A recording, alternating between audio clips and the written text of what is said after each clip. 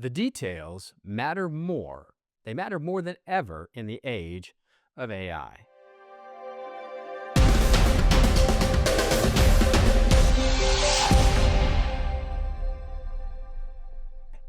So, I just reread The Creative Act, wonderful book by the amazing Rick Rubin, the music producer, and this is my second time through the book. And there's this line this time that hit me really hard. He writes, quote, "What ultimately makes a work great is the sum total of the tiniest details."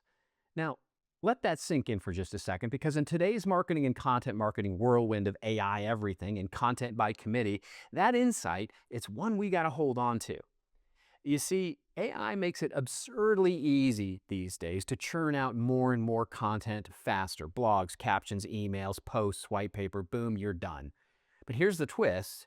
We all know that the more content we produce, well, the less it's going to stand out. I mean, the volume can be up and the value can be significantly down. So, what's our human edge when it comes to creating with AI? And by the way, I don't think it's a competition between the two of us. I just want to know, what is that human edge? Where's the line between real human created meaning and algorithmic mimicry these days? And I think, spoiler alert, it's in the details. Not just adding more details, but knowing when to add and knowing, more importantly, when to stop adding them. You know, there's a wonderful quote by the actor Ben Affleck at a conference on AI and creativity, and he once said, Craftsman is knowing how to work, art is knowing when to stop. And I think knowing when to stop is going to be a very difficult thing for AI to learn because it's taste. so is that our human edge? It sounds right, and emotionally it lands, but yeah, let's revisit that quote in just a second, because I think there's an interesting twist to all of that. Let's first talk about the intention gap. Now, look, I've read and written more about AI and speed and humanity more times than I can count over the last 6 months, and I'm just as tired as you are of the AI isn't human sort of hot take. Yes, it can't write poetry or meaningful songs, or it can't write the great American novel. It is true, but it's also kind of esoteric, philosophic, and just kind of irrelevant, really, to the question of our marketing, creativity, and business. What matters isn't now a philosophical distinction. That's something we can discuss over a good bottle of whiskey. It's rather, what's the felt difference in the things we create, the impact we're creating on our audiences? And it's different. You know what I mean now. You've started to feel the difference. We are now well enough into this AI era, and to see every day that more and more exposure to it, we can start to sense it. Maybe sense is a better word than sort of feel. We can sense when the AI content isn't really landing, even though the precision is correct. That's the line I want to explore. Why? I'll give you an example of this. The AI generated email, clearly AI generated email I got the other day from someone trying to market me something. And it opened with, "Dear Robert, as the chief troublemaker, we know you love chaos." Now, they clearly went to my LinkedIn profile, used my title, which is just a wink to the brand, really, more than anything else, to let AI construct the rest of the email to my persona. And it's mathematically correct. It's synonymous. The lead troublemaker is probably being the key word in that sentence, also in love with a synonym of trouble, which of course might be chaos, and it's technically, mathematically correct, and emotionally and impactfully totally wrong. That one word chaos sort of set me off, right? It was a dead giveaway. It didn't feel crafted by a human. It felt like a machine getting clever with synonyms. And so when I say AI lacks intention and the human edge, I'm not trying to be poetic or philosophical. What I'm saying is that it doesn't understand discernment or judgment. It doesn't understand taste, or when to add more detail or remove a detail, or when it should be done and it's actually ready to hit send. But we do. That's the edge we have or can have. Actually, scratch that. That's not just an edge. It should be the whole message, and we are the medium. See, here's the deeper risk. Just as we're influencing and training AI how to create, how to write with our great content in the past, it will almost certainly train us how to create and how to write in the future. You can already see this happening in social media with the beat poetry style posts that just quite don't land, and you sort of go, there's something wrong with that. Clearly written by an AI prompt. AI didn't invent that. It learned that from the types of posts that resonated before, and now we're copying the copy of the copy. And if we're not careful, AI won't just shape machine made content, it'll start shaping the way we create as well. We'll start mimicking the machine, speed over substance, efficiency over intention, and slowly, silently, the details will fade away and we'll all start sounding the same.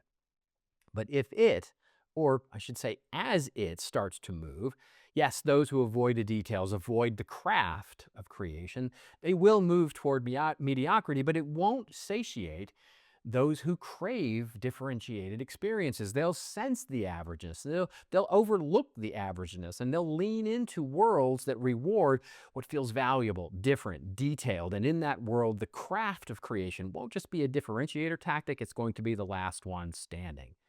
Now let's circle back to that Affleck quote because I think this is really important here. Craftsman is knowing how to work, art is knowing when to stop.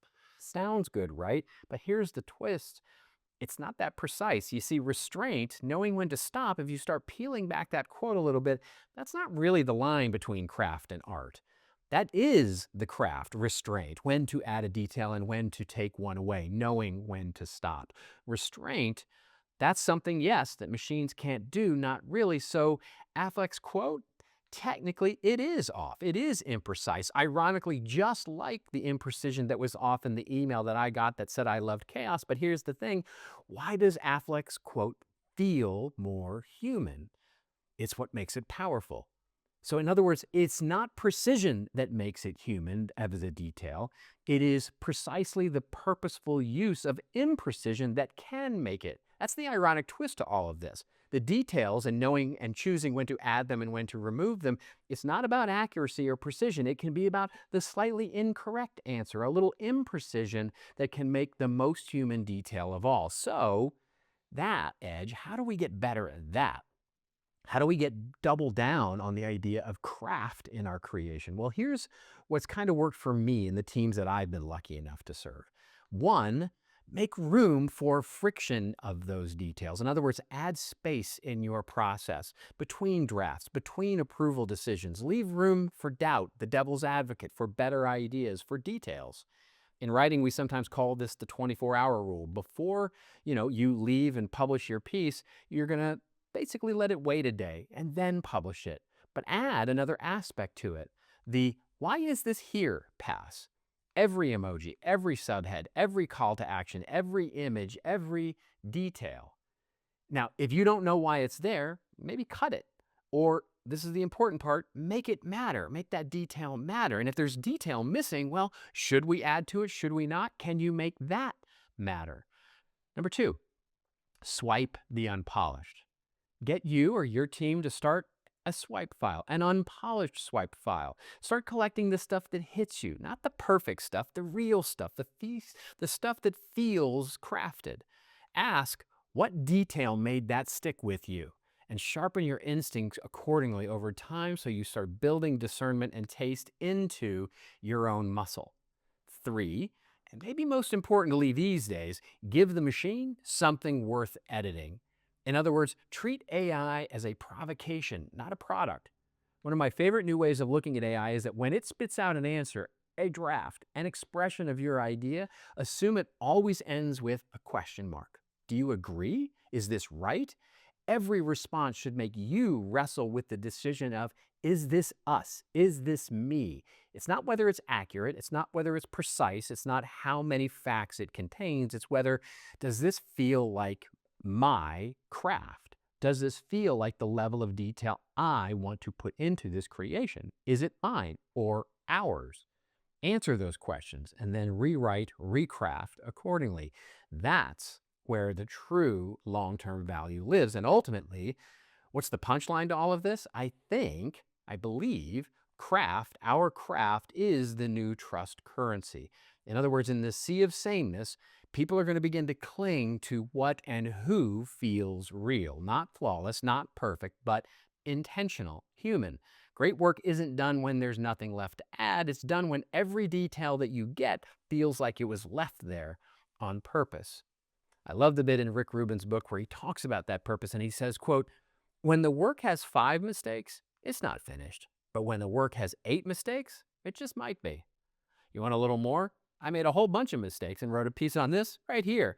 And until I see you again, just remember, go tell your story. Sweat the small stuff, the details. That's what matters, even if it is imprecise. And then step back and trust that someone out there, well, they're going to feel the difference. And you'll know that you've told that story well.